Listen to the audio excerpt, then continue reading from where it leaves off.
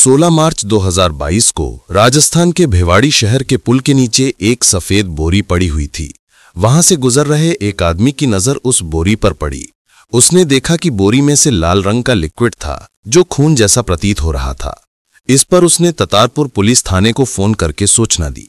कुछ समय बाद पुलिस मौके पर पहुंची और बोरी को खोलकर जांच की। अंदर से एक युवती का शव निकला जिसके शरीर से खून बह रहा था और उस पर कई चोटों के निशान मौजूद थे। पुलिस ने फॉरेंसिक टीम को बुलाया जिसने पुष्टि की कि ये लगभग 28 से 30 वर्ष की एक महिला का शव है। वहां पर आसपास के इलाकों के कुछ लोग भी इकट्ठा हो गए। पुलिस ने उस महिला की तस्वीरें खींचकर उन लोगों को दिखाई और थोड़ी बहुत पूछताछ की। हालांकि कोई भी व्यक्ति उस महिला को पहचान नहीं पाया। चूंकि उस महिला के पास कोई आईडी प्रूफ नहीं मिला था, इसलिए पुलिस को सबसे पहले उस डेड बॉडी की पहचान करनी थी। इसके लिए पुलिस ने एक टीम बनाई जो आसपास के इलाकों में जाकर लोगों से पूछताछ करने लगी और ये जानने की कोशिश की कि क्या कोई उसे जानता है। लेकिन पुलिस की पूरी कोशिशों के बावजूद ऐसा कोई व्यक्ति नहीं मिला जो उस लड़की को पहचानता हो। इसके बाद पुलिस उस डेड बॉडी को पोस्टमार्टम के लिए भेज देती है। साथ ही आसपास के सभी पुलिस थानों में यह सूचना भेजी गई कि अगर कहीं भी 28 से 30 साल की किसी महिला की गुमशुदगी की रिपोर्ट दर्ज की गई हो तो तुरंत उन्हें सूचित किया जाए। इसके अलावा पुलिस ने अगले दिन यानी 17 मार्च 2022 को अखबार में उस महिला की तस्वीर छपवाकर ये खबर पूरे शहर में फैला दी कि अगर कोई उस महिला को जानता है तो वो पुलिस से संपर्क करे।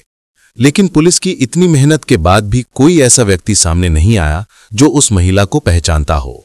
इसी दौरान उस महिला की पोस्टमार्टम रिपोर्ट भी आ जाती है जिसमें पाया जाता है कि इस महिला का गला घोंटकर पहले हत्या की गई। अब क्योंकि पुलिस ने आसपास के सभी इलाकों में पूछताछ भी की थी, अखबार में भी फोटो प्रिंट कराई थी, लेकिन कोई भी उसे नहीं पहचान रहा था। इससे ये बात साफ हो गई थी कि महिला किसी आसपास के इलाके की नहीं है। या तो ये कहीं बाहर की रहने वाली है या फिर बाहर इसकी हत्या करके इसे यहां पर फेंका गया है।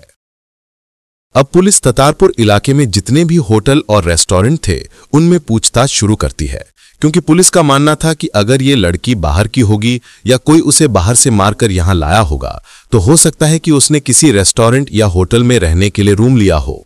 पुलिस आसपास के जितने होटल और रेस्टोरेंट होते हैं सभी में उस लड़की की फोटो दिखाकर पूछताछ शुरू कर देती है, लेकिन यहां पर भी पुलिस के हाथ कुछ नहीं लगता। कोई भी उस लड़की को पहचान नहीं रहा था। इस पूछताछ के दौरान पुलिस को उस लड़की के बारे में तो कुछ मालूम नहीं चला, लेकिन उसी इलाके के एक होटल के गार्ड ने पुलिस को बताया कि 14 मार्च 2022 की शाम के समय एक सफेद रंग की गाड़ी इसी रोड पर बार बार चक्कर लगा रही थी। ये पुलिस के लिए पहला सुराग था। पुलिस उस गार्ड से पूछती है कि उस गाड़ी का नंबर क्या था। वो बताता है कि पूरा नंबर तो उसे ध्यान नहीं है, लेकिन वो दिल्ली नंबर की कार थी और सफेद रंग की गाड़ी थी। इससे ज्यादा उसे कुछ भी मालूम नहीं था। पुलिस के लिए यह पहला एविडेंस था, इसलिए पुलिस उस होटल के सीसीटीवी कैमरे खंगालती है, लेकिन कैमरा बहुत दूर होने की वजह से वो गाड़ी साफ दिखाई नहीं दे रही थी।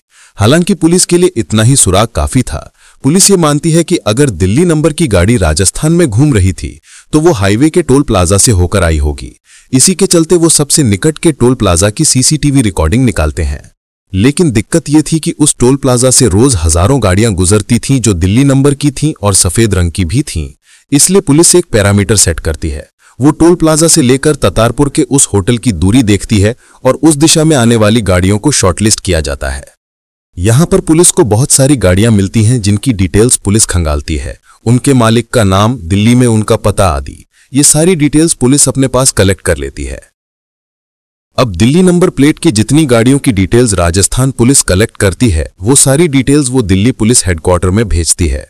साथ ही वो दिल्ली पुलिस को यह भी कहती है कि पिछले 62 घंटों के अंदर अगर आसपास के इलाकों में कोई भी मिसिंग रिपोर्ट फाइल हुई है तो इसकी सूचना राजस्थान पुलिस को दें। साथ ही जो नंबर उन्होंने दिल्ली पुलिस को दिए थे उन सभी के पते पर जाकर यह पूछा जाए कि राजस्थान में उनकी गाड़ी 14 तारीख को क्या कर रही थी, और अगर किसी पर भी शक होता है तो उसकी जांच की जाए और उसका अपडेट राजस्थान पुलिस को दिया जाए। इसी के चलते जब पुलिस उन सभी गाड़ियों की डिटेल्स चेक कर रही थी और मिसिंग रिपोर्ट का डेटाबेस खंगाला गया तो उसमें पुलिस को पिछले 72 घंटों में एक मिसिंग रिपोर्ट के बारे में पता चलता है जो आनंद विहार के कक्कड़नुमा इलाके से फाइल की गई थी। ये मिसिंग रिपोर्ट एक 28 साल की लड़की की थी। जब दिल्ली पुलिस ये डिटेल राजस्थान पुलिस को भेजती है तो केस सुलझा हुआ दिखाई देता है। क्योंकि जो डेड बॉडी राजस्थान पुलिस को मिली थी वो किसी और की नहीं बल्कि उसी लड़की की थी जिसकी मिसिंग रिपोर्ट दिल्ली में फाइल की गई थी। यहां पर पुलिस को सबसे बड़ी सफलता मिलती है। पुलिस को उस डेड बॉडी की पहचान हो जाती है। इस लड़की का नाम प्रियंका खत्री था, जिसकी उम्र लगभग 28 साल थी और पेशे से वो एक ट्यूशन टीचर थी। साथ ही राजस्थान पुलिस ने जितनी गाड़ियों की डिटेल निकाली थी उनमें से एक गाड़ी आनंद विहार के उसी इलाके की पाई गई थी, यानी कि यहां पर पुलिस को सफलता मिलती हुई दिखाई दे रही थी। इसी के चलते राजस्थान पुलिस की एक टीम दिल्ली जाती है और वहां दिल्ली और राजस्थान पुलिस का एक जॉइंट ऑपरेशन शुरू होता है। इसमें सबसे पहले प्रियंका खत्री के घर जाया जाता है। उनके घर वालों को सारी घटना बताई जाती है। प्रियंका की डेड बॉडी उन्हें सौंप दी जाती है और यहीं से इस केस की इन्वेस्टिगेशन शुरू होती है। सबसे पहले इस जॉइंट ऑपरेशन में प्रियंका खत्री के घर वालों से बात की जाती है। वे बताते हैं कि 14 मार्च 2022 को उनकी बेटी शाम के समय घर से निकली थी। वो घर पर यह कहकर गई थी कि वो एटीएम से पैसे निकलवाने जा रही है, इसलिए वो अपना फोन भी लेकर नहीं गई थी। लेकिन वो पूरी रात घर नहीं आई। अगले दिन भी वो घर नहीं लौटी, जिसके चलते उन्होंने आनंद विहार पुलिस स्टेशन में उसकी मिसिंग रिपोर्ट फाइल की थी। वो पुलिस को यह भी बताते हैं कि प्रियंका खत्री 28 साल की लड़की थी जो पेशे से एक ट्यूशन टीचर थी और घर घर जाकर बच्चों को ट्यूशन पढ़ाया करती थी। अब जो पुलिस की टीम थी वो प्रियंका खत्री के घर वालों के बताए अनुसार एक पूरी लिस्ट तैयार करती है कि वो किन किन घरों में ट्यूशन पढ़ाने जाती थी। पुलिस बारी बारी से उन सभी घरों पर जाकर पूछताछ शुरू कर देती है। इसी पूछताछ के दौरान पुलिस एक घर पर पहुंचती है जहां प्रियंका खत्री ट्यूशन पढ़ाने आया करती थी। उस घर में उस समय एक महिला मौजूद थी जिसकी उम्र लगभग 38 साल थी। उसके पति अपने काम पर गए हुए थे और बच्चे स्कूल गए हुए थे। पुलिस उनसे प्रियंका खत्री के बारे में पूछती है। वो बताती है कि प्रियंका पिछले 60 साल से उनके घर पर उनके बच्चों को ट्यूशन पढ़ाने के लिए आती थी। व्यवहार से बहुत अच्छी थी, लेकिन 14 तारीख से वो गुम है और उसके बाद वो कहां गई उन्हें नहीं पता। जब पुलिस उस महिला से उसका नाम पूछती है तो वो बताती है कि उसका नाम सुनैना गुप्ता है। ये नाम सुनते ही पुलिस के कान खड़े हो जाते हैं, क्योंकि पुलिस ने जो कार डिटेल्स की लिस्ट तैयार की थी उसमें एक गाड़ी आनंद विहार के इसी इलाके की थी और वो गाड़ी भी सुनैना गुप्ता नाम की महिला के नाम पर रजिस्टर्ड थी। पुलिस ये समझ जाती है कि सुनैना गुप्ता का प्रियंका खत्री के मर्डर से कुछ ना कुछ संबंध जरूर है। इसी के चलते सुनैना गुप्ता के पति कपिल गुप्ता को घर बुलाया जाता है। उनसे सारी बातें पूछी जाती हैं तो वो भी वही बताते हैं जो सुनैना ने बताया था। इसके बाद पुलिस उनसे पूछती है कि 14 मार्च 2022 के दिन आपकी गाड़ी राजस्थान में क्या कर रही थी। जैसे ही ये सवाल कपिल गुप्ता और सुनैना गुप्ता से पूछा जाता है उनके चेहरे का रंग उड़ जाता है। वे पुलिस को कोई संतोषजनक जवाब नहीं दे पाते। पुलिस ये समझ चुकी थी कि कुछ ना कुछ इनका हाथ जरूर है प्रियंका खत्री के मर्डर में, इसीलिए दोनों को अरेस्ट करके थाने लाया जाता है। जब उनसे सख्ती से पूछताछ की जाती है तो वो बहुत जल्दी टूट जाते हैं और पुलिस को बताते हैं कि प्रियंका खत्री का मर्डर किसी और ने नहीं बल्कि उन्होंने ही किया है। लेकिन सवाल यह था कि एक ट्यूशन टीचर के कत्ल के पीछे आखिर वजह क्या थी। कपिल गुप्ता पुलिस को बताता है कि प्रियंका खत्री पिछले 7 साल से उनके घर पर उनके बच्चों को ट्यूशन पढ़ाने आती थी। जब उसकी उम्र 20 साल थी तभी उसका और कपिल गुप्ता का लव अफेयर शुरू हो गया था। क्योंकि प्रियंका अक्सर घर आती थी और कई बार ऐसा होता था कि कपिल की पत्नी सुनैना घर पर नहीं होती थी। इसी दौरान कपिल और प्रियंका का अफेयर शुरू हुआ और ये प्यार जल्द ही परवान चढ़ गया। दोनों आपस में घूमने भी जाते थे। कपिल गुप्ता पेशे से कपड़ों का व्यापारी था, इसलिए उसके पास पैसे की कोई कमी नहीं थी। वो प्रियंका को काफी पैसे दिया करता था। इसके चलते प्रियंका पूरी तरह से कपिल के प्यार में डूब चुकी थी। दोनों के बीच कई बार शारीरिक संबंध भी बन चुके थे, लेकिन इसके बाद कुछ ऐसा हुआ जिसकी उम्मीद कपिल को नहीं थी। दरअसल कपिल प्रियंका के साथ सिर्फ एक्स्ट्रा मैरिटल अफेयर रखना चाहता था, उससे शादी नहीं करना चाहता था। वो प्रियंका पर बहुत पैसे भी खर्च करता था, 7 साल में लगभग 10 लाख रुपए, क्योंकि प्रियंका को फैशन और अच्छा दिखने का बहुत शौक था। लेकिन प्रियंका कपिल से शादी की जिद पर अड़ गई। कपिल ने उसे समझाया कि उसकी पत्नी और बच्चे हैं, वो उससे शादी नहीं कर सकता, लेकिन प्रियंका इस बात को मानने के लिए तैयार नहीं थी। काफी समय तक कपिल ने मामला संभालने की कोशिश की, लेकिन प्रियंका अब अपनी जिद पर अड़ी रही। वो कपिल से कहती है कि अगर तुम्हारी बीवी को ही रास्ते से हटा दिया जाए तो तुम मुझसे शादी जरूर करोगे। प्रियंका की यह बात सुनकर कपिल डर गया। प्रियंका ने कहा कि अगर तुम मुझसे रिश्ता तोड़ना चाहते हो तो 50 लाख रुपए दो, या तो मुझे 50 लाख रुपए देकर रिश्ता खत्म करो या मुझसे शादी करो। अगर तुमने ऐसा नहीं किया तो मैं हमारे रिश्ते के बारे में सबको बता दूंगी, तुम्हारा परिवार टूट जाएगा और समाज में तुम्हारी इज्जत नहीं रहेगी।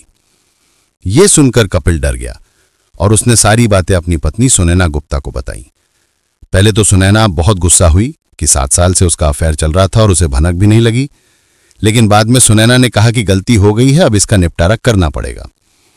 सुनैना ने कहा कि अगर तुमने प्रियंका को 50 लाख दे भी दिए तो कोई गारंटी नहीं कि वो दोबारा पैसे नहीं मांगेगी, इसलिए इसका सिर्फ एक ही हल है, प्रियंका को रास्ते से हटा देना। क्योंकि सुनैना भी समझ चुकी थी कि अगर प्रियंका को नहीं हटाया गया तो वो खुद सुनैना को हटा देगी। इसी के चलते कपिल गुप्ता और उसकी पत्नी सुनैना गुप्ता ने प्रियंका को मारने का प्लान बनाया। इस प्लान में उन्होंने अपने 2 नौकरों राजकिशोर और सचिन को शामिल किया। दोनों को पूरी बात समझाई गई और हत्या की तारीख 14 मार्च 2022 तय की गई। कपिल ने पहले अपने दोनों नौकरों को शराब पिलाई ताकि वो पीछे ना हटे। इसके बाद उसने प्रियंका को कॉल किया और कहा कि वो आकर पैसे ले जाए। इसी कारण वो अपने घर से एटीएम जाने का बहाना बनाकर निकली थी। कपिल ने उसे अपनी सफेद रंग की फोर्ड इको स्पोर्ट कार में आगे बिठाया। फिर उसने अपनी पत्नी सुनैना को कहा कि चलो घूमने चलते हैं। कपिल धीरे धीरे गाड़ी चलाता रहा और प्रियंका को बातों में उलझाए रखा। राजस्थान बॉर्डर के पास पहुंचने के बाद टोल प्लाजा पार करते ही कपिल के इशारे पर दोनों नौकरों ने प्रियंका का गला दबा दिया। प्रियंका ने खुद को बचाने की कोशिश की लेकिन असफल रही। दम घुटने से उसकी मौत हो गई। इसके बाद उसकी डेड बॉडी को सफेद बोरी में डालकर ततारपुर रोड की पुलिया के नीचे फेंक दिया गया। शव फेंकने के बाद वो ततारपुर रोड के एक रेस्टोरेंट में खाना खाने गए और फिर गाड़ी से वहां 3-4 चक्कर लगाए ताकि अगर कैमरे में रिकॉर्डिंग हो तो ऐसा लगे कि वो टूरिस्ट हैं और घूमने आए हैं। यही गलती उनके पकड़े जाने का कारण बनी। अगर वो सड़क पर ज्यादा देर तक ना घूमते तो शायद गार्ड की नजर उस गाड़ी पर ना पड़ती और मामला कभी खुलता ही नहीं। लेकिन कहा जाता है कातिल चाहे जितना भी होशियार क्यों ना हो, वो कोई ना कोई गलती जरूर कर देता है। इनकी छोटी सी एक गलती की वजह से ये चारों आरोपी पकड़े गए। इस केस में मुख्य आरोपी कपिल गुप्ता, उसकी पत्नी सुनैना गुप्ता और उनके दोनों नौकर राजकिशोर और सचिन के खिलाफ चार्जशीट दाखिल कर इन्हें जेल भेज दिया गया।